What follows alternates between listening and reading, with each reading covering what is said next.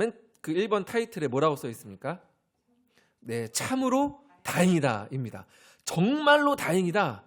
제가 이거 참으로 쓰려고 하다가 너무 오버인 것 같아서 이렇게 했는데, 오버를 해도 사실은 아무렇지가 않습니다. 정말로 다행인 소식이 이제 있는 겁니다.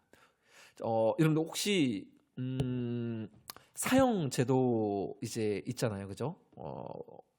어떤 나라에는 사형 제도가 있는 나라가 있고 사형 제도가 없는 나라가 있습니다. 그런데 그 사형을 집행을 앞두고 있는 그 한 사람에게 가장 기쁜 소식이 있다고 한다면 그것이 무슨 소식일까요? 사형수에게. 너무 쉽나요? 그쵸? 당신의 그 사형 이제 받는 그 형벌은 면제되었습니다라는 소식이 사형수에게는 가장 큰 기쁨일 거예요. 그럼 러시아의 그 대문호라고 불리우는 그 문학가 중에 죄와 벌을 썼던 유명한 학자가 있죠. 소설가. 무슨 스키죠? 네, 도스트예프스키. 이 발음이 어렵네요, 그죠? 도스트예프스키라는 이 사람이 있는데, 이 사람이 사실은 이제 반정부주의자로 찍혀가지고 그 사형 선고를 받았었거든요. 이 이야기는 모르시죠? 네, 이제 모르니까 제가 할 수 있습니다. 사형 선고를 받았었는데, 근데 일부러 그게 정말로 사형을 시킬 생각은 없었고요. 반정부주의자로 찍혔기 때문에 너 정신 좀 차려라, 이런 이제 뉘앙스로 사형 선고를 내린 겁니다, 정부에서. 그래서 사형을 이제 이렇게 당하러 가다가 사면 이렇게 이제 해가지고 풀려났어요, 이 도이프스키가 실제로. 그래가지고 그때의 그 죽음에 대한 본인이 느꼈던 거를 이제 나중에 백치라는 이 소설에 그 죽음에 대한 이 묘사를 할 때에 자신이 그 죽음 앞에서 느꼈던 그 감정들을 이렇게 묘사를 해서 굉장히 이제 찬사를 받았던 그런 이력이 이제 백치라는 이제 작품이 이제 있거든요. 그러니까 이 정말 내가 죽을 수밖에 없었는데 거기서 사면을 받았다. 이거는 정말로 기쁜 소식이고 정말로 다행인 소식인 거죠. 근데 저희가 지난 시간에 인간론 마지막에 죄에는 무엇이 따릅니까? 반드시 형벌이 따른다고 했는데, 그 형벌이 이제는 우리에게서 제하여졌다라는 소식이 있다고 한다면 이것이 우리에게 얼마나 다행인 소식이겠는가라는 것이죠. 자, 우리 마가복음 1장 1절 페이퍼에 있는데요. 한번 같이 읽어보겠습니다. 시작. 하나님의 아들 예수 그리스도의 복음의 시작이라. 그죠? 예수 그리스도의 복음의 시작이다 그랬습니다. 이게 바로 복음입니다. 우리가 죽을 수밖에 없는데, 영원히 죽을 수밖에 없는데, 그것이 그 어떤 사형의 선고가 제하여졌다, 이것이 우리에게는 복음이 되는 거죠. 이 복음이 뭔가 어려운 의미를 담고 있는 게 아니라 말 그대로 복된 소식입니다. 굿 뉴스인 거죠. 근데 이것이 왜 이제 복음이 왜 기쁜 소식인가? 이거를 내가 이해하고 있는 말로 사실은 말을 할 수 있으면 좋습니다. 혹시 여기 계신 분들께 한번 제가 여쭤볼게요. 집사님, 권사님, 복음이 뭐예요? 라고 물어보면 여러분들이 말씀하실 수 있는 한 문장이 있으신가요? 복음이 뭔가? 이해하고 계신 부분들이 있을 거예요. 나는, 목사님, 저에게는 복음이 이런 거예요. 혹시 이렇게 나눠줄 수 있는 분 계세요? 부담되시나요? 복음이 뭔가? 나에게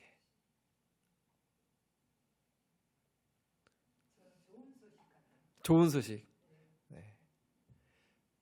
근데 혹시 거기서 조금 더 말씀해 주세요. 왜 권사님에게는 이게 이 예수님이 이 땅에 오셨다라는 게 왜 좋은 소식인가요?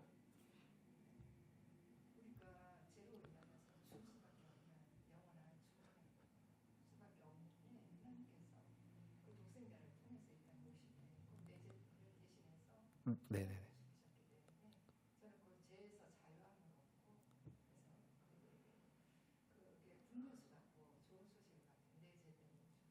아, 그러니까 예수님 안에서 나의 죄가 덮임을 받고 사함 받고 자유함을 얻게 되었다. 그래서 기쁜 소식이다. 네, 맞습니다. 여러 가지 이 복음에 대한 내용이 있는데 우리가 조금씩 또 이렇게 알아보길 원하는데요. 조금 더 디테일 자세하게 들어가면 1-A번에 보시면 생명의 복음, 빛이 되는 복음이라고 이제 말씀드렸잖아요. 그 밑에 보면 이 부분들을 요한복음 1장 4절에서 명확하게 기록을 합니다. 같이 한번 읽어보겠습니다. 시작. 그 안에 생명이 있었으니 이 생명은 사람들의 빛이라 그랬습니다. 그 안에 무엇이 있습니까? 생명이 있었으니라는 거죠. 근데 만약에 정말로 중환자실에 가보신 분 계시죠? 가면은 저절로 숙연해집니다. 그죠? 링게루가 쫙 있고 그 막 컴퓨터 모니터에 이 그래프가 띠 그러면 그 정막이 흐르는 그 가운데에 정말 죽어가고 있는 사람이 그 생명력이 돌아와서 일어난다라고 생각을 해보세요. 그것이 얼마나 이 놀라운 일이겠습니까? 그런데 그 안에, 즉 예수 그리스도 안에 이 생명이 있었다라고 말을 하고 있습니다. 생명이 있었으니 이 생명은 사람들의 빛이라는 거죠. 빛은 소망입니다. 어두운 가운데에, 칠흑과 같은 어두운 가운데에 한 줄기 빛이 있다라는 것은 소망이죠. 그것만 따라가게 됩니다. 그 옛날에 어둠 속에 나홀로라는 그 전 세계적인 설치 행위 미술 같은 작품이 있었어요. 그게 저기 양재 쪽인가 저쪽에 있는 그 무슨 미술관 큰 거 있잖아요. 그런 데서도 했었던 설치 미술인데 그게 뭐냐면 엄청나게 큰 공간이에요. 지금 저희 이 예배당에 한 6배, 10배 정도 되는 큰 공간이 있는데 거기를 빛을 아예 다 차단을 시켜버립니다. 정말 빛이 하나도 없어요. 핸드폰 불빛도 못 켜요. 혹시 가보신 분 계신가요?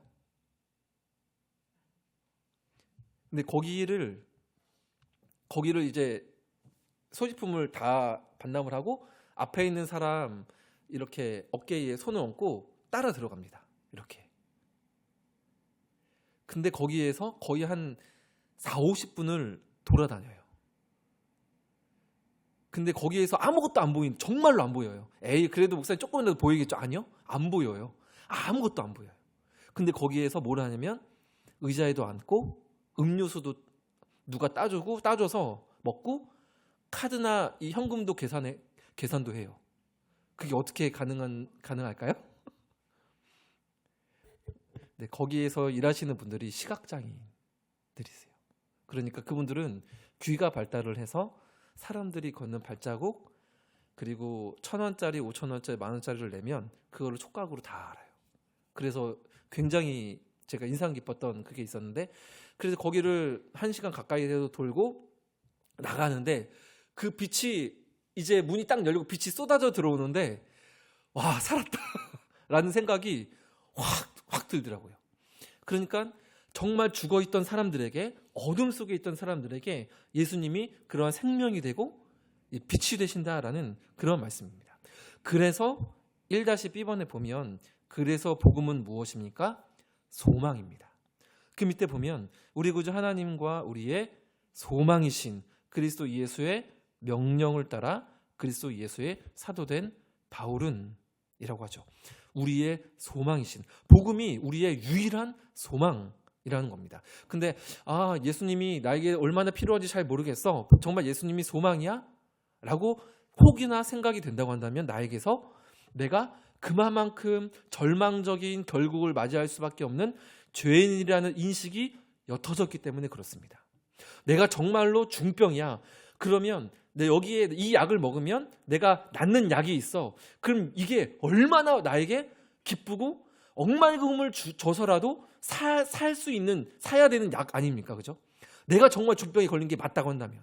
근데 그거를 내가 잘 모르고 잊으면 잊을수록 이 약은 나에게 별로 그렇게 중요하지 않게 되는 거죠. 정말로 내가 어떤 사람인 줄을 알게 되면 이 복음은 우리에게 소망이 될 수밖에 없다라는 겁니다. 자, 이 부분들을 조금 더 보면 그 밑에 이제 로마서 8장 1절 2절이 있는데요. 저희가 이제 예배 드릴 때마다 선포하는 말씀인데 천천히 한번 읽어보겠습니다. 그러므로입니다. 시작. 그러므로 이제 그리스도 예수 안에 있는 자에게는 결코 정죄함이 없나니 이는 그리스도 예수 안에 있는 생명의 성령의 법이 죄와 사망의 법에서 너를 어떻게 하였습니다? 해방하였습니다. 아멘. 저를 해방하였습니다. 예수 그리스도 안에 있는 그 생명의 성령의 법이 죄와 사망의 법에서 너를 해방하였다라는 것입니다. 여러분, 우리가 착하게 살아서 해방을 했다고 말을 하고 있습니까? 아닙니다. 그죠? 예수 그리스도 안에 있는 생명의 성령의 법이 죄와 사망의 법에서, 죄와 사망의 법에서 너를 해방하였다라고 선포하고 있습니다. 그래서 제가 조금 포인트 핵심을 주고 싶은 거는 10번인데, 자, 복음은 요 부분 같이 한 번만 읽어보겠습니다. 시작. 복음은 충고가 아니라 소식입니다. 복음은 충고가 아니에요. 이렇게 살면 잘 될 거다, 이런 게 아닙니다. 복음은 뭐를 해라, 착하게 살아라, 이게 아닌 거죠. 우리가 할 수 없어서 내가 아무리 착하게 살아도, 어떠한 노력을 해도 하나님께 다다를 수 없으니 그래서 하나님이 우리에게 오셨습니다 라는 그 소식이 복음이라는 겁니다. 그래서 우리는 자유할 수 있는 거죠. 너 하나님 말씀에 순종해라, 순종하면 너를 구원해 줄게. 이게 기독교에서 말을 하는 복음인가요? 아닌 거죠. 제가 몇 번 설명드렸지만 10계명을 하나님께서 모세를 통해서 이스라엘 백성들에게 주셨잖아요. 이 10계명을 언제 주셨느냐가 중요합니다. 10계명을 언제 주셨죠? 출애굽 이후에 10계명이 주어졌습니다. 맞죠? 근데 만약에 이 10계명이 이스라엘 백성들이 출애굽하기 전에 애굽 땅에서 종살이하고 있을 때에 10계명이 주어졌다고 한다면 이 이스라엘 백성들의 구원의 조건은 뭐가 될까요? 10계명을 지키는 게 되겠죠. 10계명을 지키면 하나님께서 우리를 구원해 주시겠지가 되겠죠. 자연스럽게. 아, 우리가 이렇게 종살하고 있는 거 이 10계명 못 지켜서 그런가? 괴로워하겠죠. 날마다. 그러나 하나님은 그때 10계명 주시지 않고 당신의 능하신 오른팔로 모세를 통해서 출애굽을 먼저 시키신 후에 시내산에서 10계명을 주셨다는 겁니다. 즉 복음은 충고가 아니라 그저 소식이다라는 겁니다. 이게 우리에게 자유함을 주는 겁니다. 착하게 살아서도 아니고 말씀에 순종해서도 아니고 우리가 할 수 없어서, 내가 어떻게 할 수 없으니까 그래서 우리에게 오셨습니다라는 그 소식이 우리를 살리는 줄 믿습니다. 이게 이제 복음의 능력이라는 겁니다.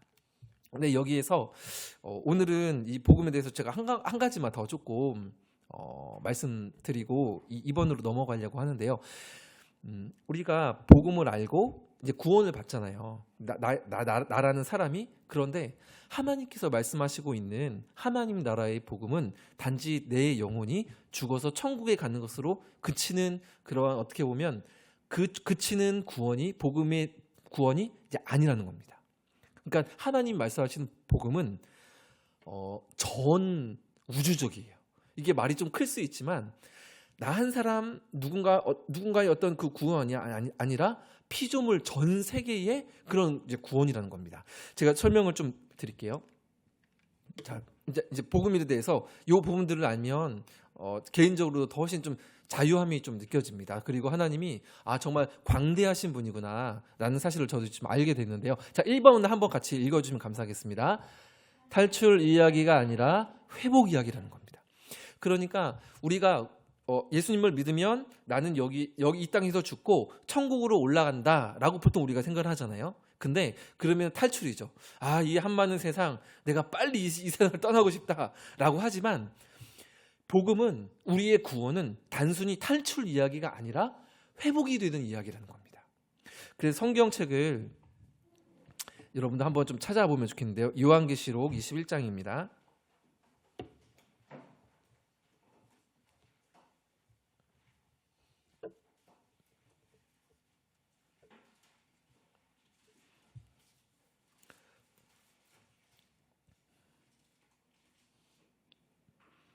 요한계시록 21장 1절에서 4절까지 한 절씩 교독하면 좋겠습니다. 요한계시록 21장 1절, 2절, 3절, 4절, 4절 말씀입니다.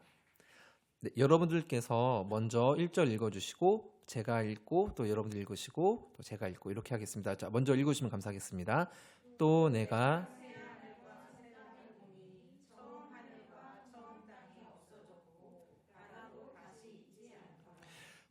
봄에 거룩한 성 새 예루살렘이 하나님께로부터 하늘에서 내려오니 그 준비한 것이 신부가 남편을 위하여 단장한 것 같더라.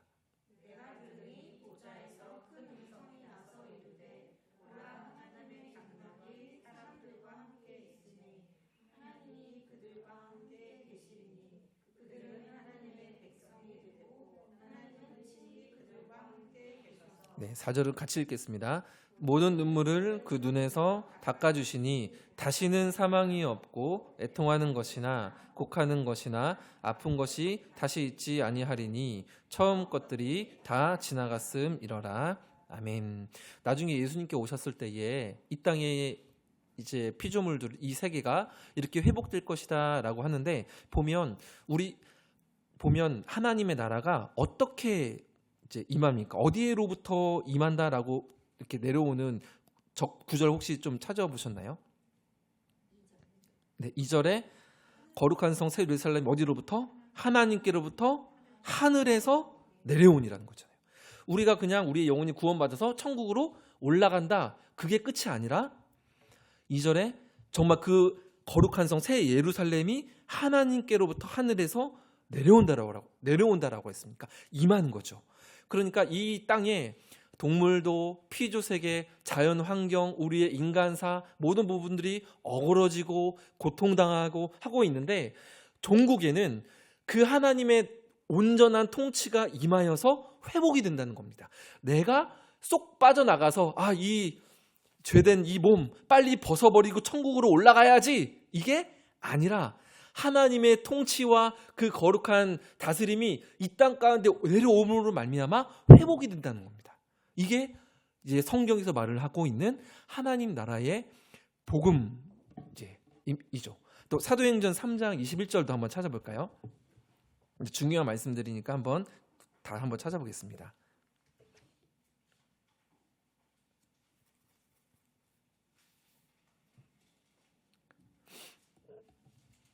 사도행전 3장 21절 말씀입니다.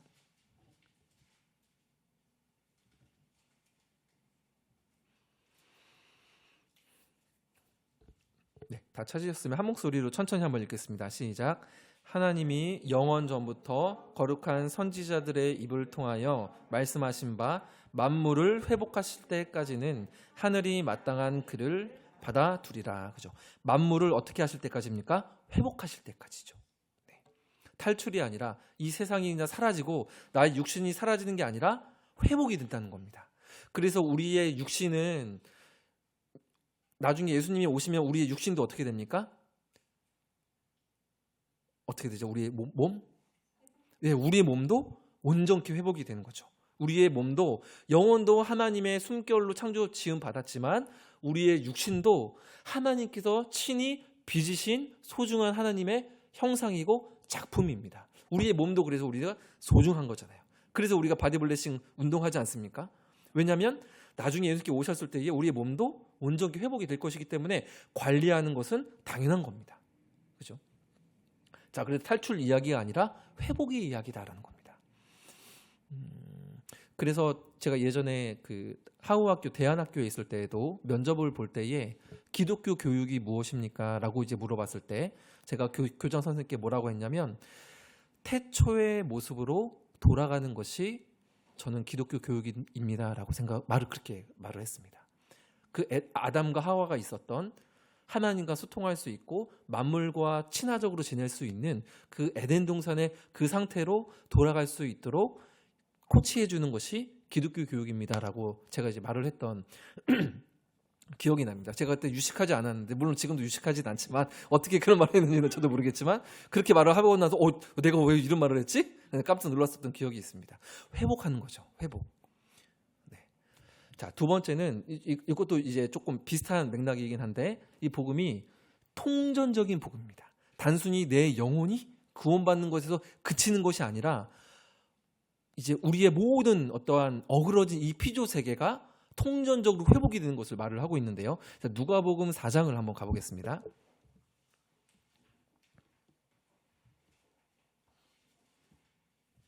누가복음 4장 18절 19절입니다.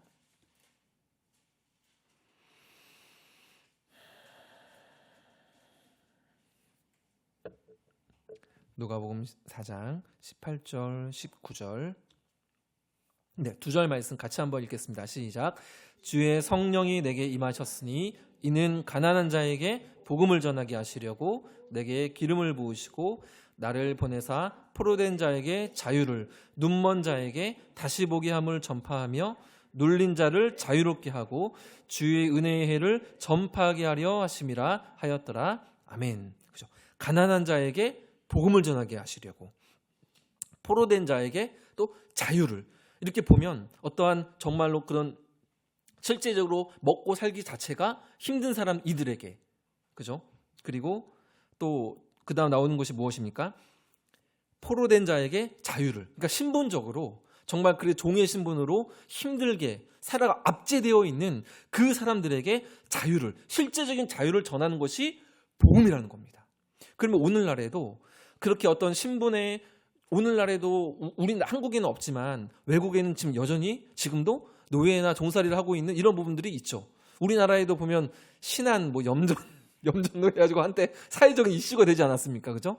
그런 사람들을 위해서 우리가 힘을 쓰고 애를 쓰고 뭔가 법적인 절차를 도와주는 것도 무엇입니까? 그렇다고 한다면 복음으로 살아내는 것의 하나의 역할이 되는 거죠. 우리가 할 수 있는 겁니다. 당연한 겁니다. 근데 이것을 왜 많이 못하느냐? 그냥 단순히 예수 믿고 죽으면 천국 갑니다. 이것으로만 말을 하는 게 그쳤기 때문에 그래요. 근데 성경에서 말을 하는 복음은 단순히 내가 죽어가서 내 영혼만 구원을 받는 것이 아니라 이 땅에서 가난한 자들에게 먹을 것이 주어지게 되고 눌린 자가 자유케 되는 이 부분이 하나님께서 말씀하신 복음이라는 겁니다. 그러니까 통전적인 복음이라는 거죠. 이것이 우리에게 하나님께서 원하시는 겁니다. 나의 영혼이 구원받았어. 와! 그럼 그것이 끝이 아니라 그 복음이 정말로 생명력이 있어서 눌린 자를 자유케 하고 실제적인 이런 부분들이 이제 필요하다는 거죠. 그래서 저희의 이제 교회의 비전이 생활 선교사라는 것도 사실 다 연관이 되어 있는 그런 비전이라고도 볼 수가 있습니다. 자, 그러면 3번으로 넘어갈게요. 자, 3번 타이틀 한번 읽어주시겠습니까? 시작. 지금 여기서의 통치입니다. 지금 여기서의 통치라는 겁니다. 자, 마가복음 1장 15절을 한번 좀 찾아보겠습니다.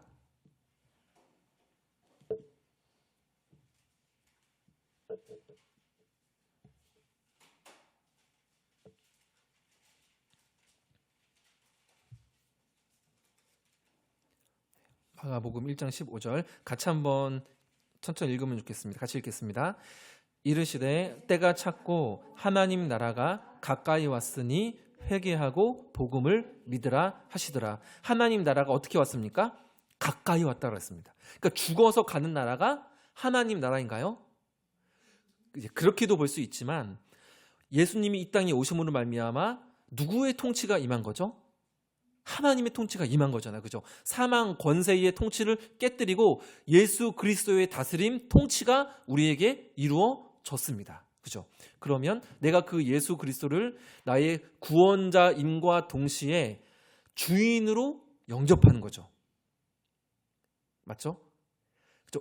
예수 그리스도를 나의 구원자로 받기, 내 영혼의 구원자로도 받지만 구원자만큼이나 중요한 단어가 주인이라는 단어입니다. 예수님은 우리의 영혼의 구원자인과 동시에 우리의 주인이신 거죠. 그죠?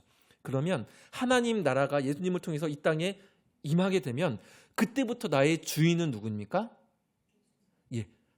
예수 그리스도가 되는 겁니다. 그래서 지금 여기에서 내가 죽어서 하나님 나라에 들어가서 하나님과 함께 사는 것이 그것이 복음이 아니라 내가 복음을 들은 지금 이 땅, 지금 이 시간 여기에서 예수님의 통치를 받는 것, 나의 주인이 내가 주인이 아니라 예수 그리스도가 나의 주님이십니다를 고백하며 예수님을 따라가는 삶, 이것이 바로 복음이라는 겁니다. 여러분 생각해 보시오. 내가 만약에 내 인생의 주인이다, 내가 핸들을 잡고 있어야 된다, 그럼 나에게 소망이 없습니다. 저에게는 소망이 없습니다. 늘 불안할 거고 내일 일이 늘 걱정이 될 겁니다. 근데 사실은 솔직히 예수님 믿으면서도 내일 일이 좀 걱정이 되기도 합니다. 저는 걱정이 되기는 솔직히 걱정이 되기는 하지만 근본적인 거는 그래도 좀 바뀌었습니다. 근본적인 거는 바뀌었습니다. 네. 근데 너무 솔직했나요?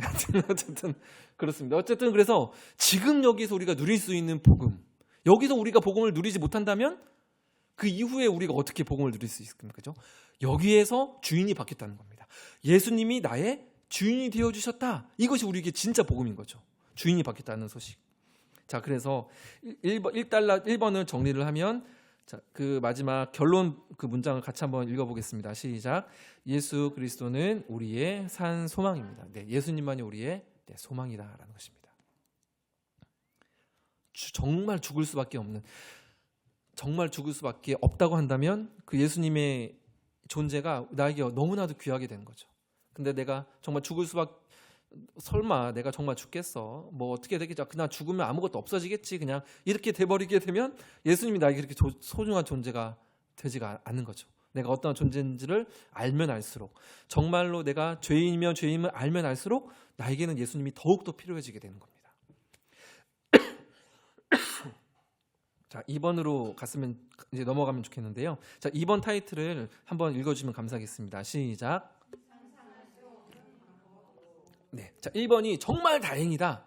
그 예수님이 이 땅에 오신 소식이잖아요. 근데 그 방법이 우리가 상상할 수 없는 방법으로 오셨다는 겁니다.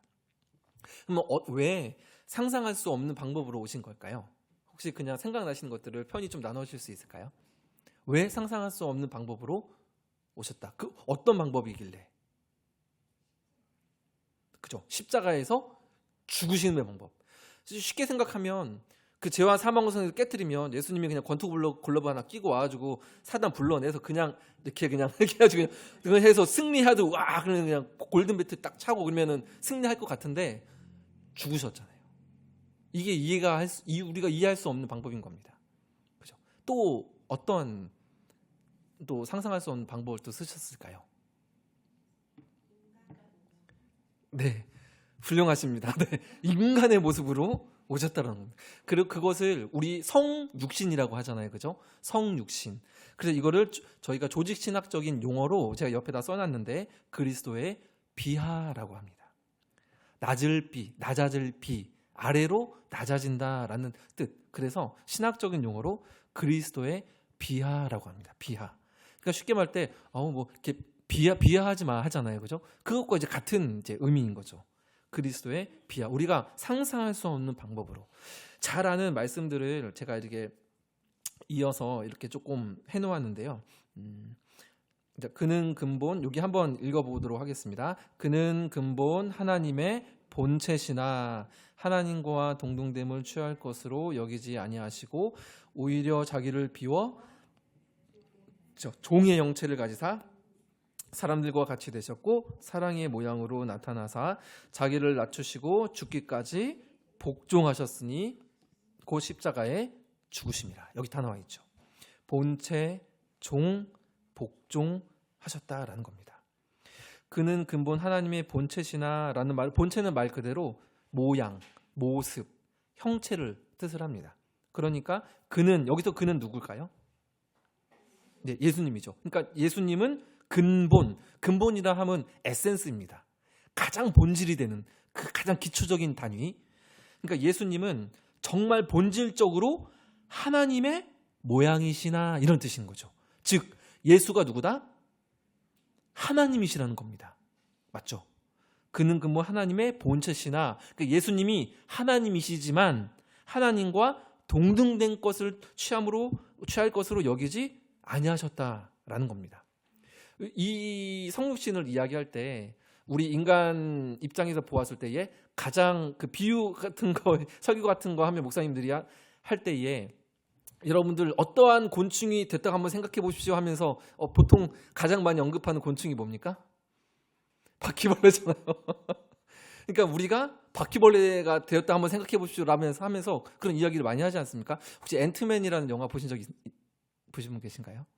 마블이라는 그 배급사에서 나온 앤트맨, 그 뭐 주사인가 뭐 잘못 맞아가지고 요만하게 돼가지고 그 막 히어로인데 힘은 세지만 요만하게 돼가지고, 근데 그때는 이제 사람이랑 똑같았을 크기 있을 때는 막 힘도 세고 했는데 요만하게 되고 나서는 이 앤트맨이 어떻게 하냐면 사람들의 발을 막 피해 다닙니다. 그리고 코 한번 큰 푸니까 그 바람에 날아가고요, 그죠? 그러니까 엄청난 이 질적인 차이가 이제 있는 거죠. 내가 만약에 정말 여기에서 바퀴벌레가 됐다.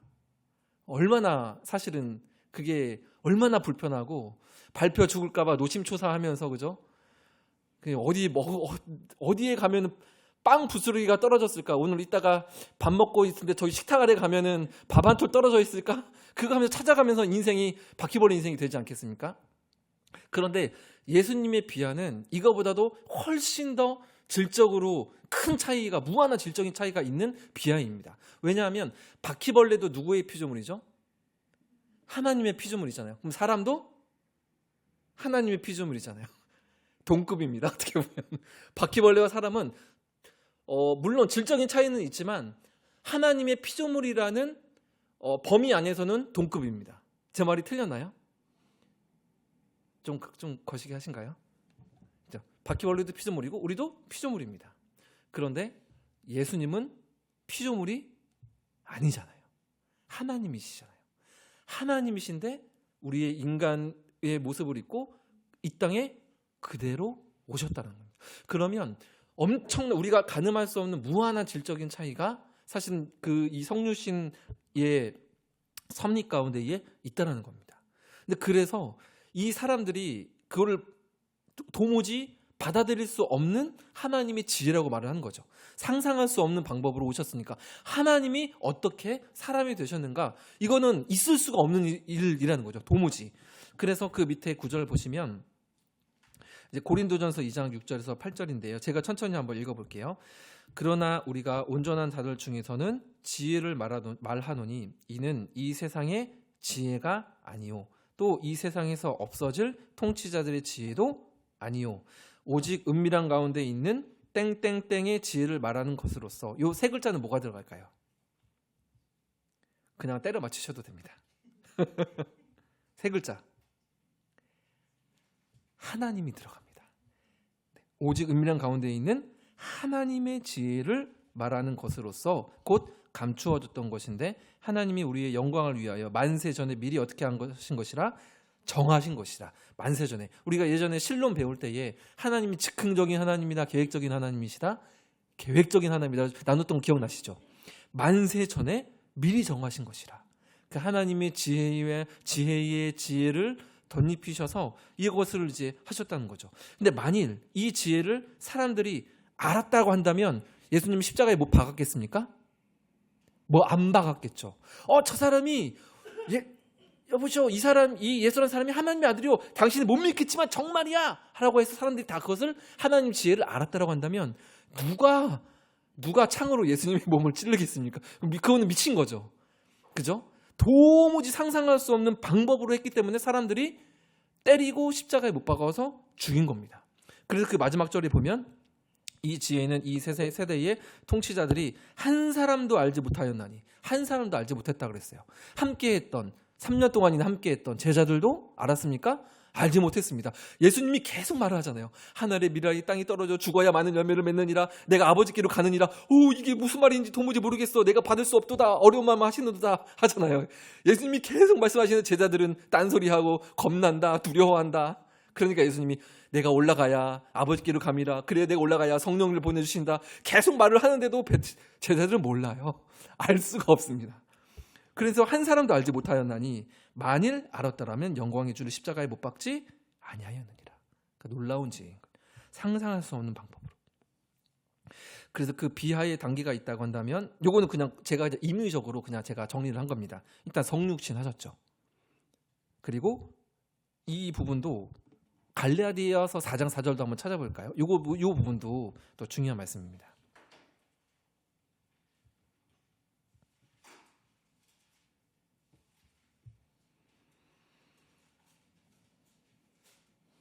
갈라디아서 4장 4절 말씀입니다.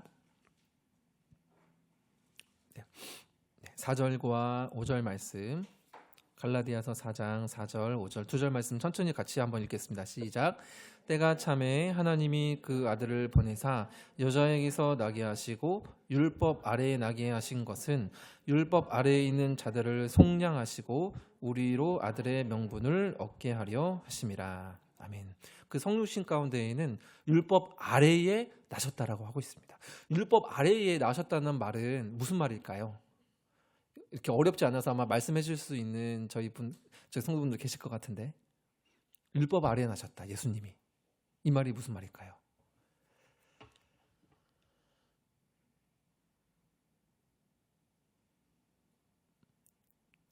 혹시 태영씨 혹시 생각하시세요?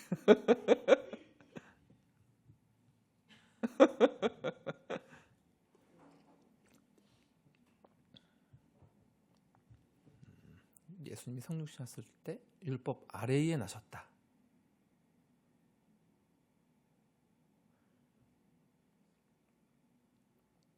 상상력을 동원하셔도 괜찮습니다. 율법 아래에 나셨다. 유대인으로 태어나셨다.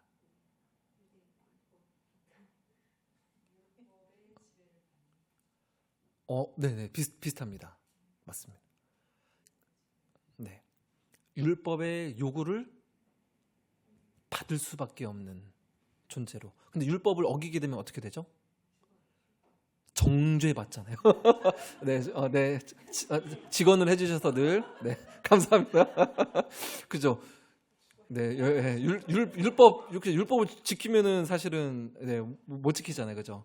그러니까 율법 아래로 들어오셨다는 말은 무슨 말이냐면 율법의 요구를 받는 사람으로. 그죠? 율법을 어기면 정죄를 당하잖아요, 그죠? 그런데 예수님 그 율법을 어떻게 하신 자로 이 땅에 오신 거죠? 완성하러 오시죠, 그죠? 그리스도는 율법의 무슨 표시니라? 마침이 되셨느니라 라고 하잖아요.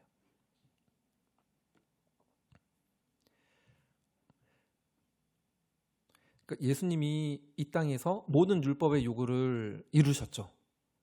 그러니까 내 부모를 공경하라라고 하셨는데, 예수님의 그 30년이 되는 그 삶을 통하여서 예수님의 모든 어떤 그 율법의 요구를 다 이루셨습니다.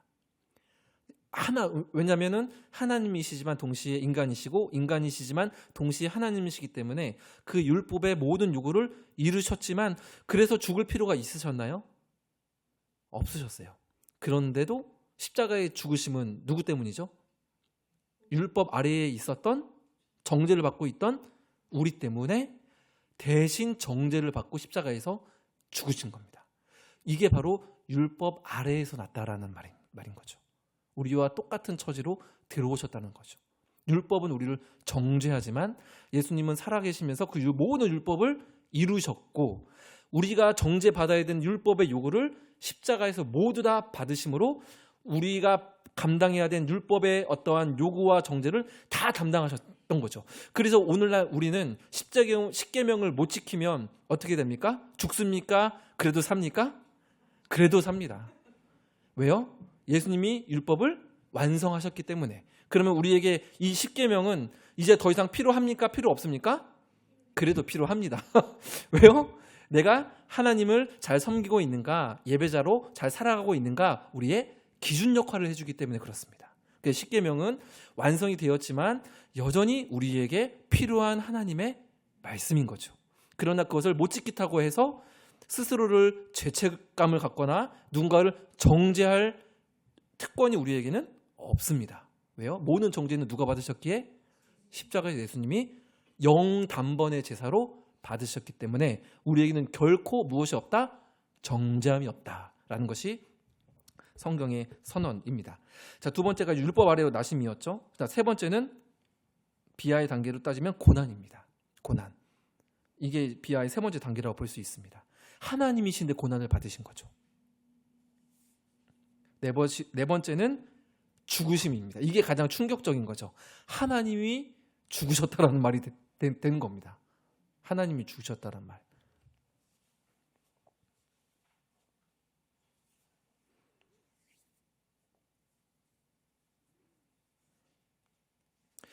그리고 그 단계 밑에 보면 별표를 제가 하나 또 해놨는데 이 부분을 같이 한 번만 좀 읽어보면 좋겠습니다. 같이 한번 읽겠습니다. 하나님 되심을 버리신 것이 아니라 하나님이신 채로 종의 자리에 들어오심. 어떤 사람들은 예수님에게서 신성을 제해버렸어요. 그래서 자기를 비워 종의 형체가 되셨다라고 했을 때 신성을 쏙 빼고 그냥 인간으로 오셨다라고 말을 하는 사람들이 있습니다. 그러나 그것은 성경적인 바른 해석이 아니죠. 완전히 100% 하나님이시지만 100% 인간의 모습으로 이 땅에 오신 거죠. 하나님이신 채로 종의 자리로 오셨단 말인 겁니다. 그 증거가 죽은 나사로가 다시 살아난 거죠. 그리고 물을 걷는 것 자체가 예수님이 인간이시지만 동시에 100% 하나님이심을 또 증거해주는 그러한 역사라고 볼 수가 있습니다. 그게 바로 오늘 이제 마지막 단락인 세 번째 단락입니다. 이 세 번째 단락 타이틀을 그 옆에 있는 그 양성교리 여기까지 해서 같이 한 번만 읽어보면 좋겠습니다. 같이 읽겠습니다. 참 하나님, 참 인간, 예수님의 양성교리. 네, 요거를 이제 신학적인 용어로 양성교리라고 합니다. 그러니까 하나님이시지만 동시에 또 참 인간이다. 이게 이제 굉장히 중요한 기독론의 교리 중 하나입니다. 여기에 문제가 생기게 되면 우리의 구원에 문제가 생길 수 있어요. 만약 입장을 좀 바꿔서 생각을 해볼게요. 만약에 예수님이 조금 아까 나눠드렸던 것처럼 인간으로만 오신 거다. 하나님이 그냥 보내신 거다. 하나님의 피조물이다. 이렇게 말을 한 사람도 있었어요. 역사적으로. 예수님은 신이 아니라 그냥 하나님이 창조해낸 최고의 피조물이다. 이렇게 말을 하는 사람들이 있었거든요. 그러면 이 예수님이 인간이 되는 거죠. 신성을 제하해버렸다. 자, 그럼 온전한 인간이 됐습니다. 예수님이. 그러면 우리의 어떤 일이 벌어지게 될까? 어떤 문제가 생기게 될까요? 예수님이 이제는 100% 인간이다. 근데 이제는 신은 아니다. 하게 되면 우리의 구원에 어떤 일이 생기게 될까요? 한번 상상해 보실 수 있으시겠나요?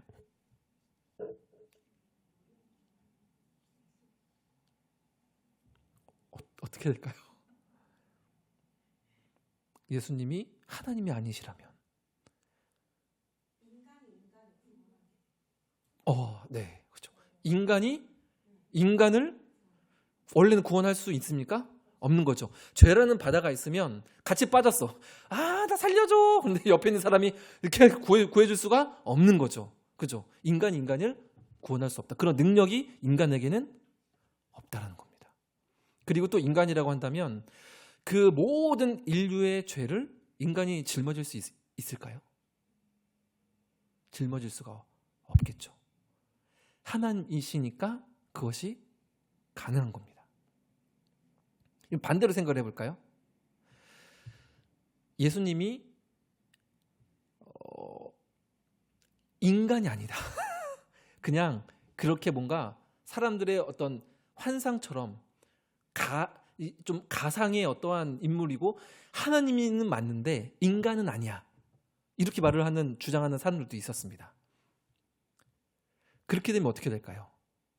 인성을 싹 빼버리고 100% 하나님이다. 이렇게만 돼버리면 우리를 향한 십자가 사역이 어떻게 되는 걸까요? 구원의 일하심이.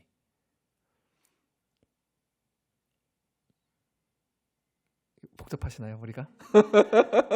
어떻게 될까요?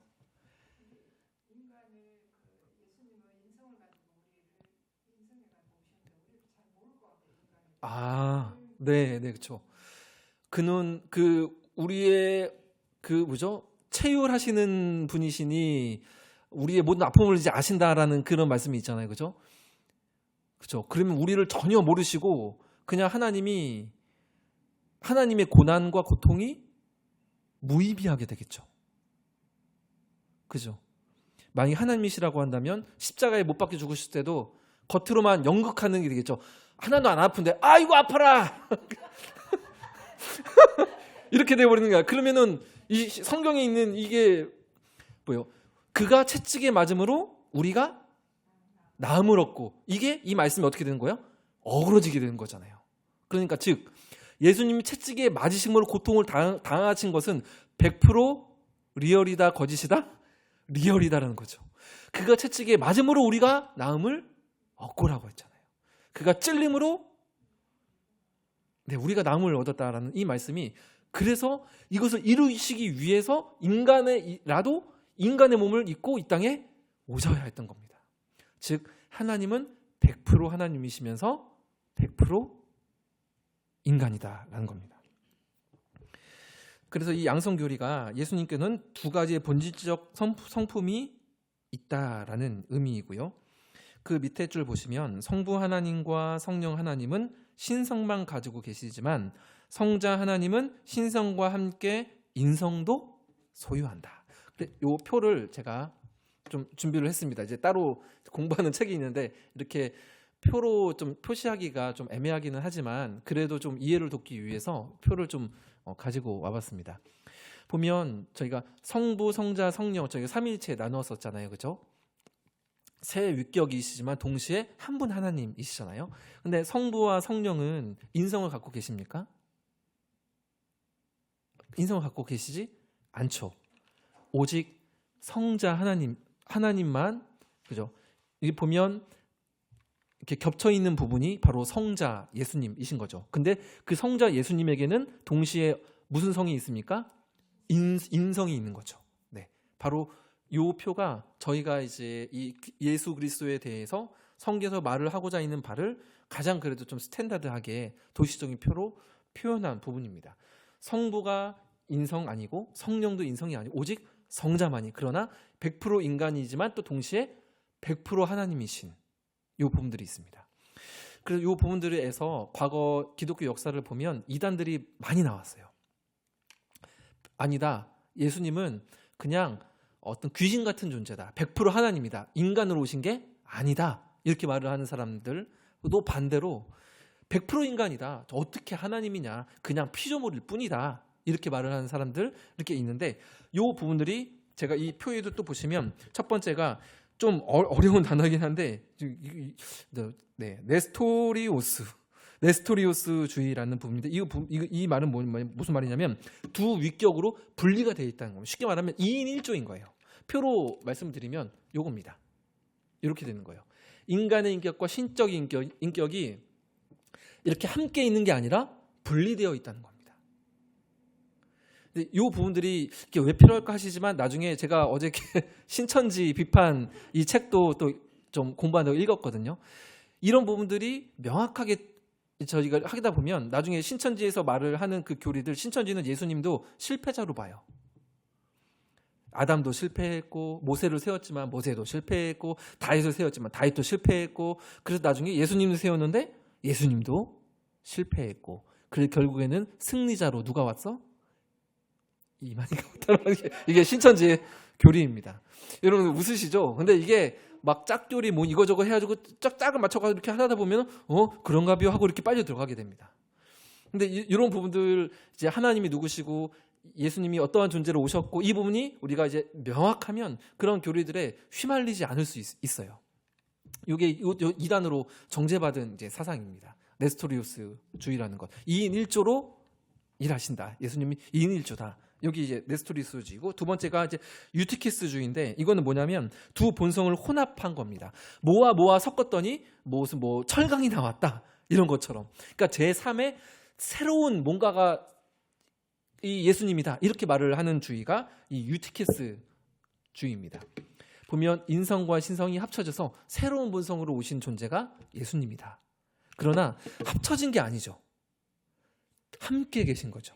하나님의 신비 가운데 성부, 성자, 성령이 세 개의 위격이지만 동시에 한 하나님이신 것처럼 예수님은 참 하나님이시면서 참 인간으로 한 동일 그 자체가 하나님이시자 참 인간이신 거죠. 우리의 이성으로는 다 이해는 할 수 없지만, 근데 요 에우티키스주의는 인성과 신성이 합쳐졌다. 그래서 새로운 존재가 만들어졌다. 이렇게 말을 하는 사람들입니다.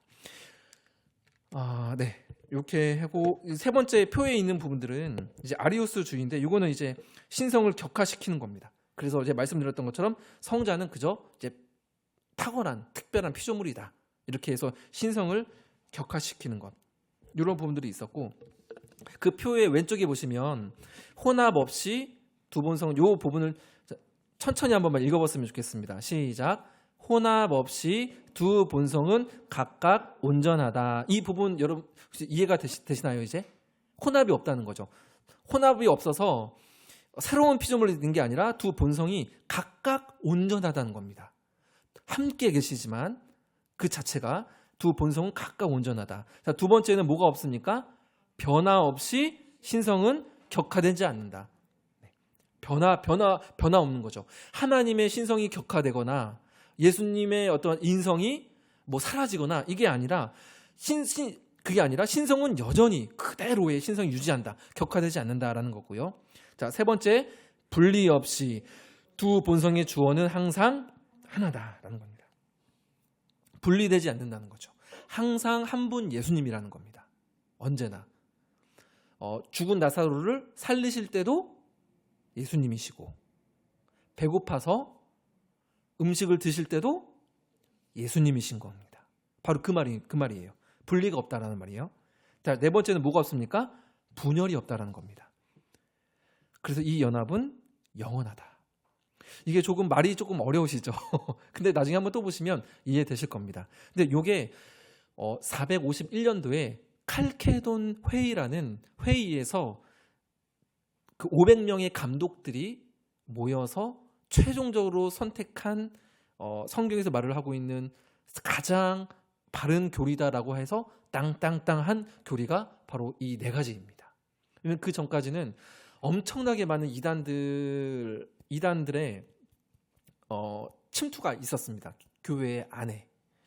그러니까 나누어 드렸던 것처럼 하나님이 인간이 아니다. 반대로 했을 때에 우리의 구원에 심각한 문제가 생기잖아요. 그죠?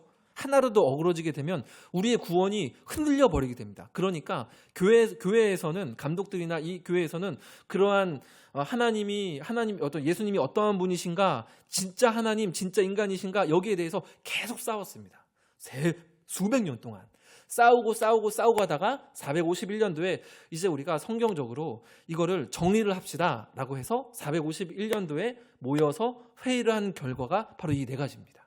혼합 없이, 예수님은 변화 없이, 분리 없이, 분열 없이 이 연합은 영원하다. 예수님은 100% 인간이시지만 100% 하나님이시다. 이게 이제 성경에서 말을 하고 있는 예수님에 대한 정의입니다. 네, 오늘은 제가 이상하게 좀 말이 많았네요. 네, 컨디션이 임플란트 수술해가지고 컨디션이 조금 안 좋아서 좀 그런 것 같습니다. 네, 혹시 또 일단 이렇게 네 가지인데요. 내용들을 눈을 한번 쭉 보시면 좋겠습니다. 기독론의 첫 번째 시간이었고 다음 주는 이제 기독론 두 번째 시간이고 기독론 다음에는 단계가 뭔지 혹시 기억하시는 분 계신가요? 구원론이죠. 네. 예수님을 통해서 우리에게 이루어지는 구원론. 그 다음 주는 이제 기독론 두 번째 시간으로 이제 진행이 되고요. 다음 주에는 예수님이 오셔서 실제적으로 하신 그런 사역들, 어떤 중보자 역할을 하신 사역들, 우리의 죄를 속죄하신 것들, 이게 어떤 의미가 있는지에 대해서 이제 나누는 것으로 이제 기독론 두 번째 시간을 해서 이제 마무리를 하게 되고요. 오늘은 예수님 이 땅에 오심, 이 부분들을 좀 나누었습니다. 그러면 오늘 핵심 문장을 같이 한번 저희가 좀 읽어보고 또 이제 마무리를 하고요. 좀 이따가 이제 또 식사 교제하면서 궁금하신 부분들이나 이런 부분들을 같이 또 나누면 좋겠습니다. 자, 1번을 제가 1번 하면 같이 한번 읽어주시면 감사하겠습니다. 자, 1번입니다. 예수 그리스도는 산 소망이십니다. 자, 2번입니다. 예수 그리스도는 낮아지심의 방법으로 오셨습니다. 그죠? 그리스도의 비하라는 이 방법으로 우리에게 이제 오셨죠. 그렇다고 한다면 우리는 누구를 따르는 자들이죠? 예수님을 따르는 자들입니다. 그러면 우리의 본성은 높임받고 인정받고 그렇게 살아가고 싶은 본성이 있지만 예수님께서 낮아지심의 방법으로 이 땅에 오셔서 구원을 이루셨으니 우리 또한 예수님의 뒤를 따라가는 자들로서 낮은 자리에 거할 수 있도록 애쓰는 것이 사실은 우리 제자의 기본적인 방향이라고 볼 수가 있습니다. 자, 세 번째입니다. 예수 그리스도는 참 하나님, 참 인간이십니다. 네, 이 부분이 이제 명확하죠. 이제 조금 지금 이 막 용어들이 조금 좀 어려워서 좀 애매해서 좀 그렇지 좀 보고 하시다 보면 이렇게 차기가 금방 좀 잡히실 겁니다. 네. 그러면 이렇게 하고 제가 잠깐 기도하고 마무리하고 또 좀 교제 나누도록 하겠습니다. 제가 잠깐